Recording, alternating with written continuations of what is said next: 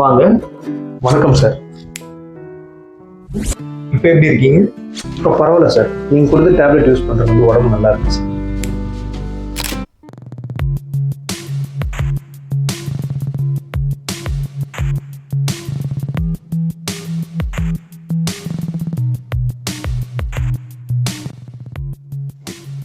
First 2 டேப்லெட்டை ரெகுலராக use பண்ணுங்க. மீதி இருக்க 2 டேப்லெட்டுக்கு நான் ஆல்டர்னேட் தரேன், அதை யூஸ் பண்ணுங்க. ஓகே?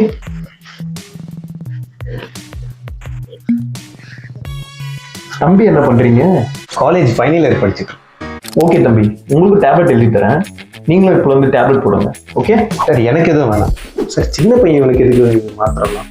அப்படி இல்லைக்கா, அந்த ஃபேமிலி டிசீஸ் தம்பிக்கு வராமல் இருக்கிறதுக்கு தான் நான் இப்போ டேப்லெட் போடுச்சேன். இல்லையா? சரி சார். நான் மாத்திரலாம் போட மாட்டேன்.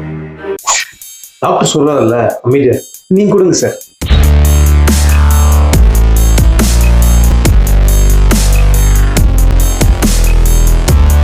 Thank you sir. A few moments later.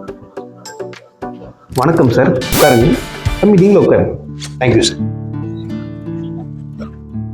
எவ்வளோ ஃபீஸ் சார்? ப்ரிஸ்கிரிப்ஷன் கொடுங்க சார்.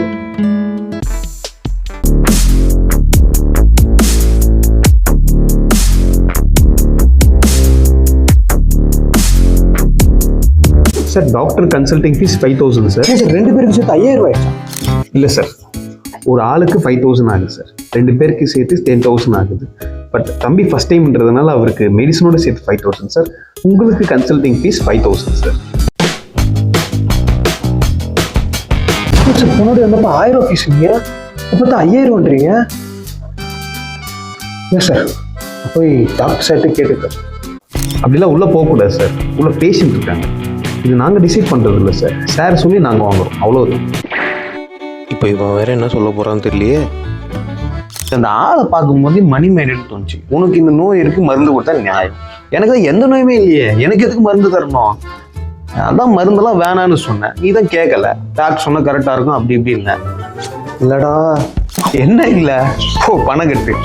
நோயாளியை குணப்படுத்த ஆஸ்பத்திரி வந்தா நல்லா இருக்கும் நோயாளி சொல்லி மருந்து கொடுக்குறாங்க. அட பாவீங்களா.